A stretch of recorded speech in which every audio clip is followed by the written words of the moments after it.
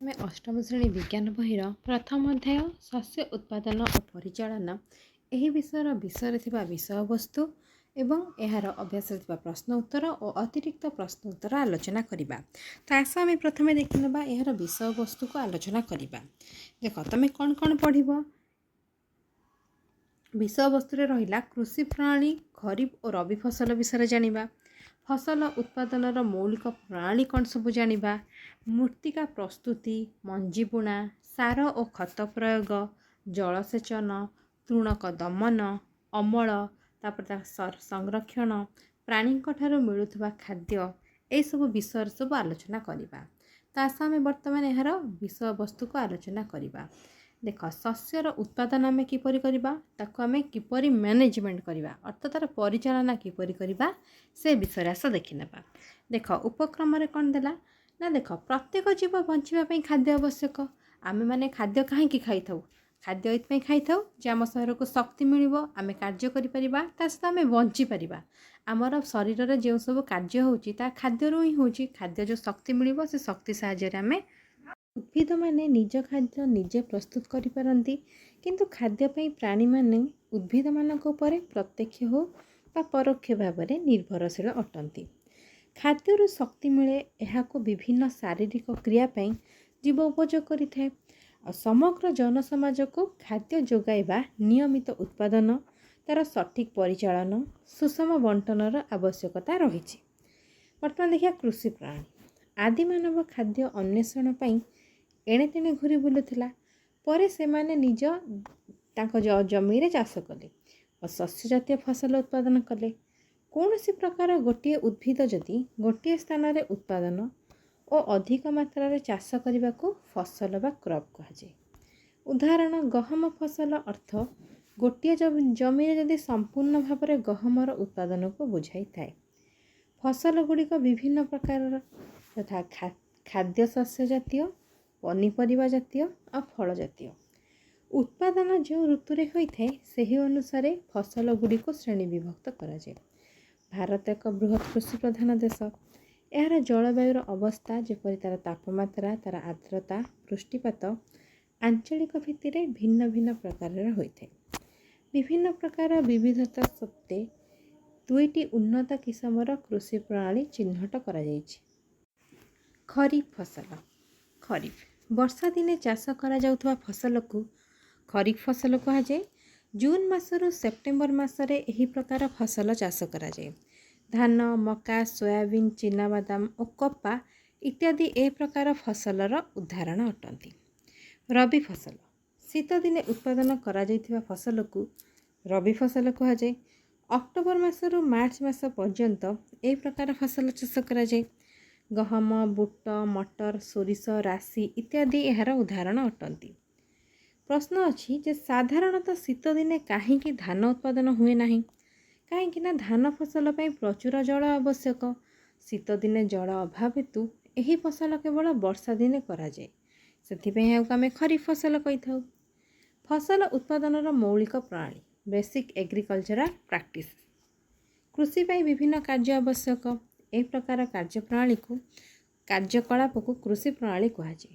ମୁଖ୍ୟ କୃଷି ପ୍ରଣାଳୀ ଗୁଡ଼ିକ ହେଉଛି ମୃତ୍ତିକା ପ୍ରସ୍ତୁତି, ମଞ୍ଜି ବୁଣା, ଖତ ଏବଂ ସାର ପ୍ରୟୋଗ, ଜଳସେଚନ, ଅନାବନା ଗଛ ଦମନ, ଅମଳ, ସଂରକ୍ଷଣ।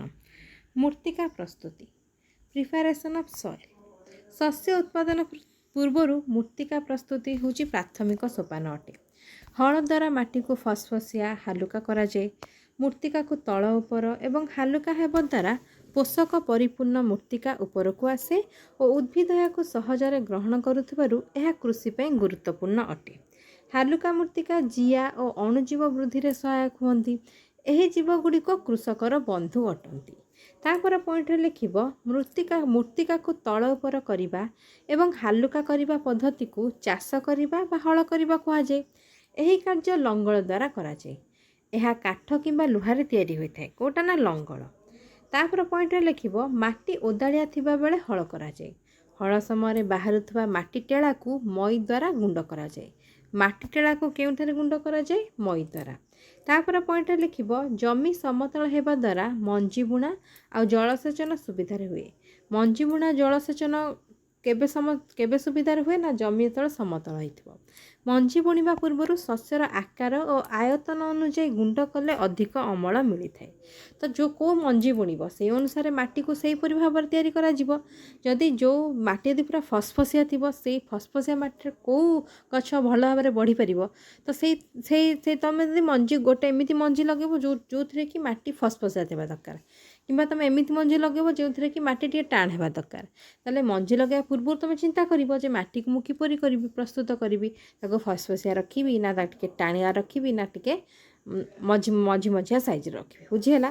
ତ ସେଥିପାଇଁ ଏହା କୁହାଯାଇଛି ଯେ ମାଟିକୁ ଗୁଣ୍ଡ କରିବାର ମାଟିକୁ ସେଇଥିପାଇଁ କୁହାଯାଇଛି ଯେ ମଞ୍ଜି ବୁଣିବା ପୂର୍ବରୁ ଶସ୍ୟର ଆକାର ଓ ଆୟତନ ଅନୁଯାୟୀ ଗୁଣ୍ଡ କଲେ ଅଧିକ ଅମଳ ମିଳିଥାଏ। ଫସଲ ସେତିକି ଭଲ ଅମଳ ହେବ ଏବଂ ତୁମେ ଅଧିକ ଫସଲ ପାଇପାରିବ। ମାଟିକୁ ଗୁଣ୍ଡ କରିବାର ବିଭିନ୍ନ ଉପକରଣ ହେଲା, କେଉଁ ଉପକରଣରେ ମାଟିକୁ ଗୁଣ୍ଡ କରାଯାଏ?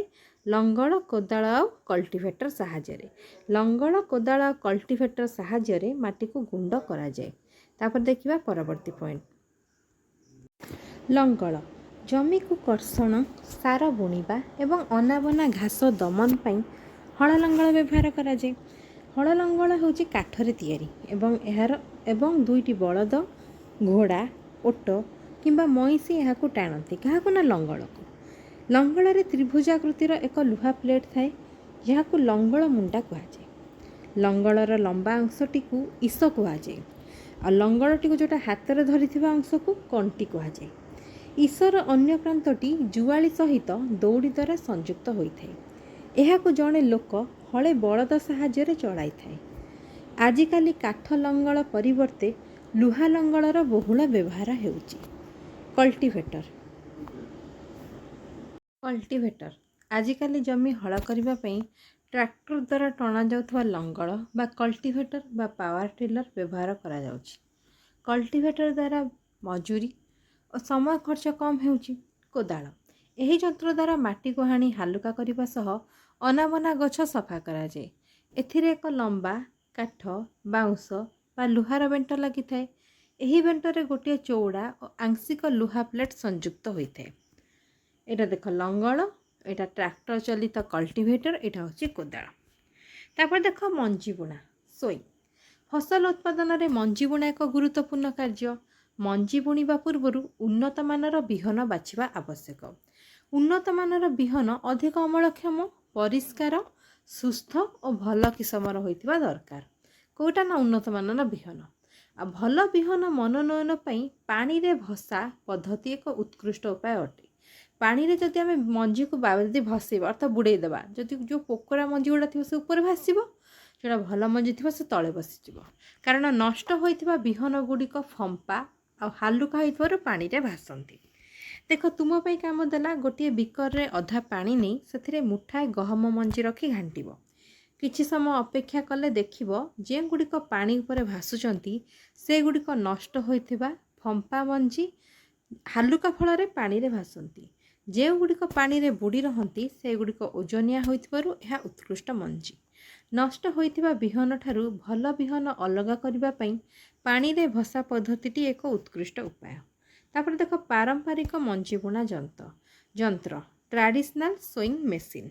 ମଞ୍ଜି ବୁଣା ଯନ୍ତ୍ର 2 ପ୍ରକାରର, ଯଥା ପାରମ୍ପରିକ ମଞ୍ଜି ବୁଣା ଯନ୍ତ୍ର, ମଞ୍ଜି ବୁଣା ଡ୍ରିଲିଂ ଯନ୍ତ୍ର।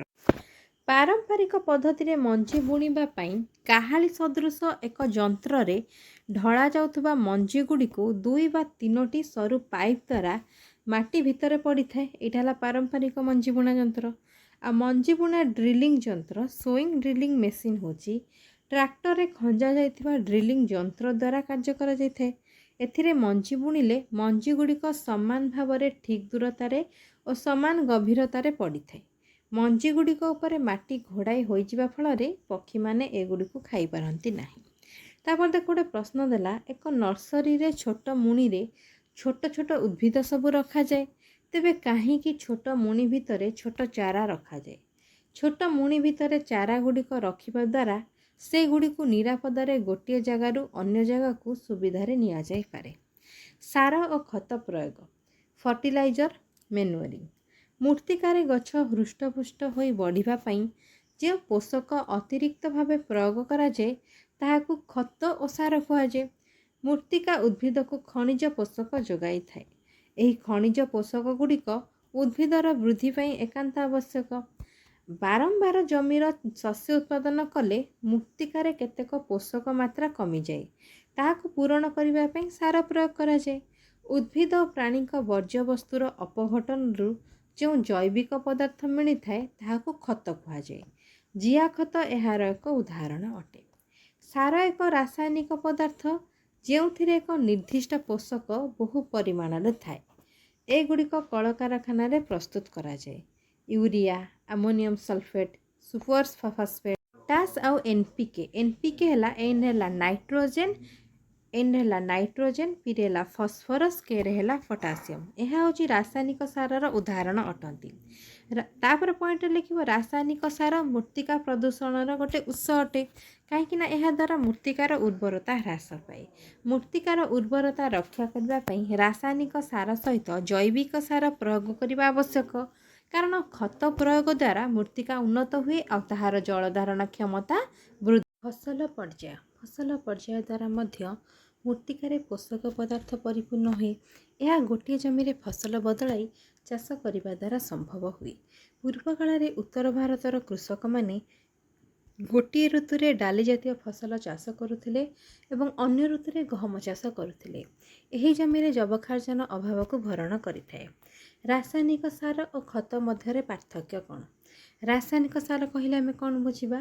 ରାସାୟନିକ ସାର ଏକ ଅଜୈବିକ ଲବଣ। ଖତ ହେଉଛି ଏହା ଏକ ପ୍ରାକୃତିକ ପଦାର୍ଥ ଯାହାକି ଗୋବର, ମନୁଷ୍ୟର ବର୍ଜ୍ୟବସ୍ତୁ, ଉଦ୍ଭିଦର ଅବଶେଷର ବିଘଟନରୁ ମିଳିଥାଏ। ରାସାୟନିକ ସାର କଳକାରଖାନାରେ ପ୍ରସ୍ତୁତ ହୁଏ, ଖତ ଜମିରେ ପ୍ରସ୍ତୁତ ହୁଏ। ରାସାୟନିକ ସାର ମୂର୍ତ୍ତିକାକୁ କୌଣସି ହ୍ୟୁମସ୍ ଦେଇନଥାଏ, କିନ୍ତୁ ଖତ ମୂର୍ତ୍ତିକାକୁ ପ୍ରଚୁର ପରିମାଣରେ ହ୍ୟୁମସ୍ ଯୋଗାଇଥାଏ।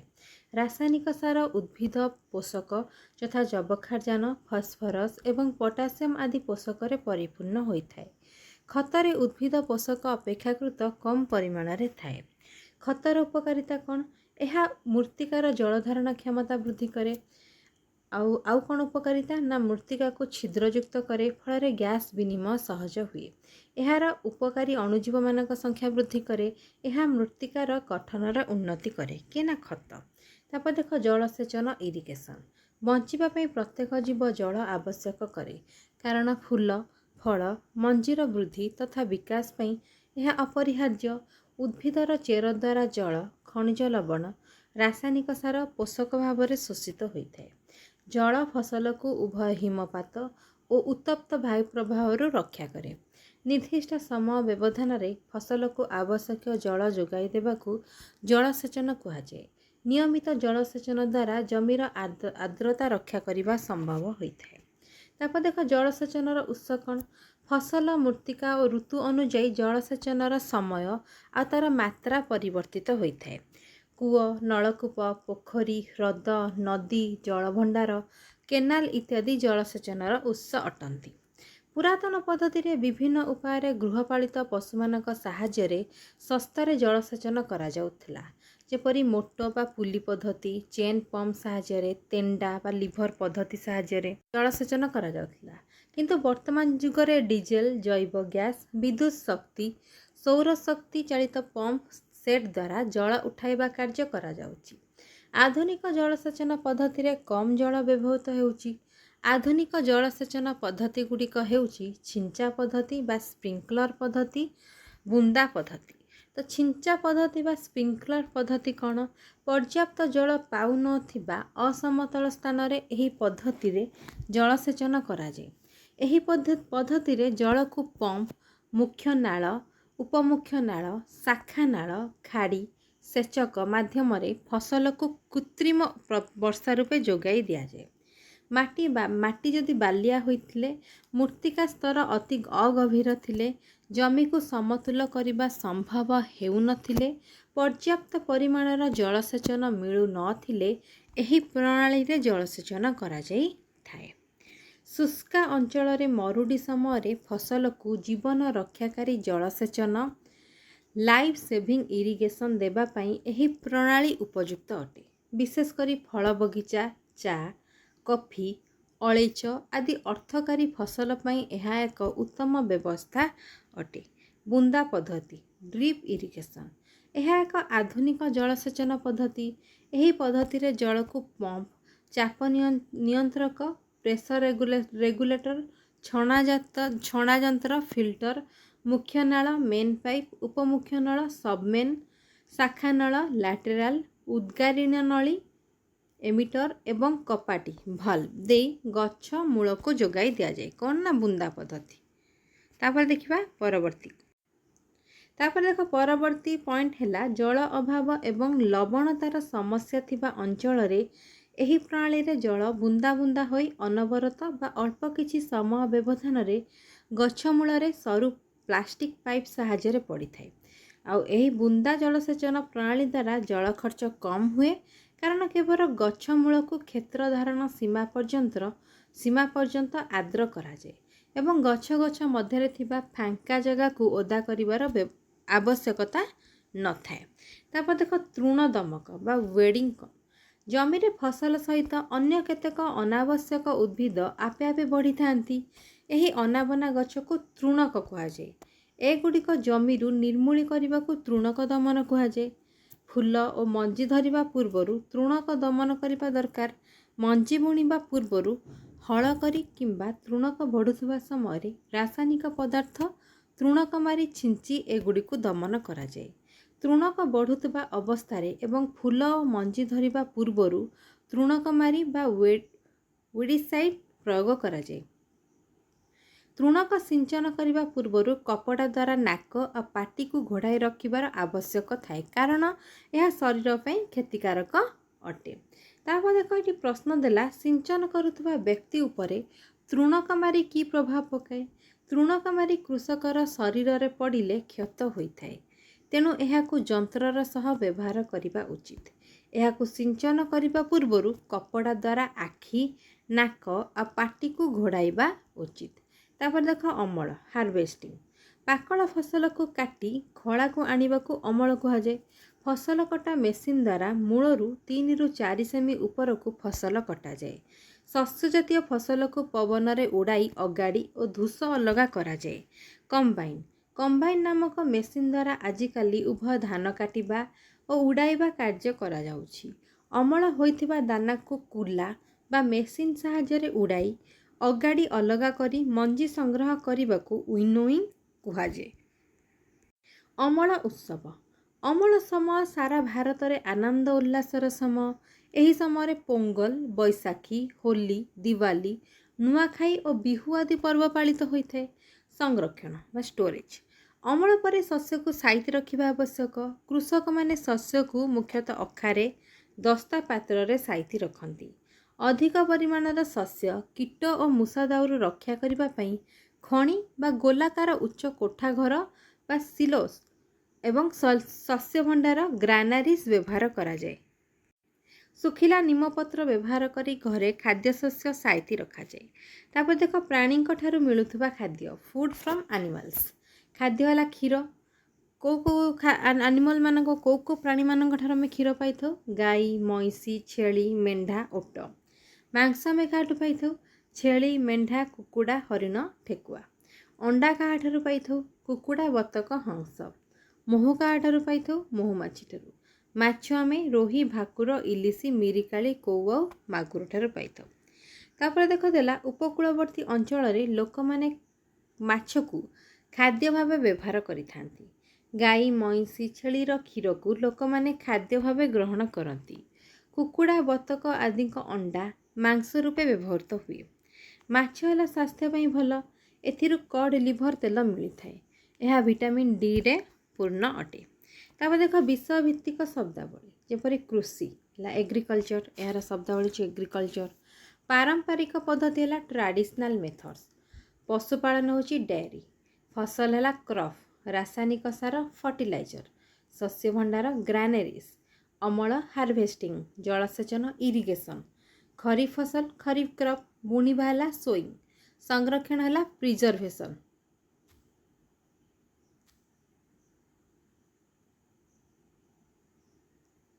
ତାପରେ ଦେଖ ୱିନୋଇଂ ଉଡ଼େଇବାକୁ ହେଲା ୱିନୋଇଂ କହନ୍ତି।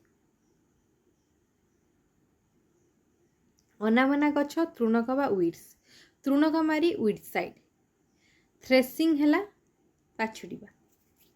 खतिर ह्यूमस विघटत डिकम्पोस्ट लंगल फाड़ प्लक्सेर। ईस है प्लक्सेर।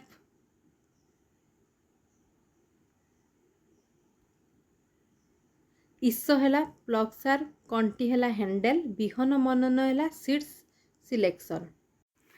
तो विषयभित्तिक सारांश तुम कौन कौन पढ़िल? शस्य उत्पादन और परिचालनार तो सारांश कौन थिला ना वर्धित जनसंख्या को खाद्य जोगाइबा पई किछि निर्दिष्ट कृषि पद्धति अवलंबन करने आवश्यक। कौन सी स्थान रे एक प्रकार उद्भिद चाष बा उत्पादन करने को फसल कह जाए। आम देश में ऋतु अनुଯାयी विभिन्न खरीफ फसल और रबी फसल चाष करा जाए। लंगल और मई द्वारा जमी चाष और समतुल करी मृत्तिका प्रस्तुत करा जाए। मंजी बुणिबा पई निर्दिष्ट गभीरता निर्दिष्ट दूरता आवश्यक। एगुड़िक सुस्थ सबल उन्नत विहीन मंजी बुणा यंत्र द्वारा बुणा जाए। जैविक सार रासायनिक सार मृत्तिकार पुष्टि साधन करिथाए। नुआ किसमर फसल प्रचलन फल रासायनिक सारर व्यापक व्यवहार हेउची। जलसेचन द्वारा फसल को यथा समय जल जोगाण करा जाए। अनाबना गछगुड़ी को नष्ट करने को तृणक दमन कहा जाए। पाकल फसल को यंत्र द्वारा बा दारे काटिबा को अमल कहा जाए। अगाड़ी बा धूस ठारू परिष्कार दान को पृथक करा जाए। शस्य को क्षतिकारक कीट अणुजीव मानक ठारू दूरेई रखी उपयुक्त संरक्षण करने दरकार। प्राणी मानक ठारू मध्य खाद्य मिलिथिबारु सेमानंकु जत्नर सह पालन करने को पशुपालन कहा जाए। तो यह थिला शस्य उत्पादन और परिचालनार अष्टम श्रेणी विज्ञान बहीर प्रथम अध्यायर विषय वस्तु। यार परवर्ती वीडियो रे आम यार पाठ्यपुस्तक अभ्यासर प्रश्न उत्तर आलोचना करवा एवं अन्य एक वीडियो रे अतिरिक्त प्रश्न उत्तर आलोचना करवा।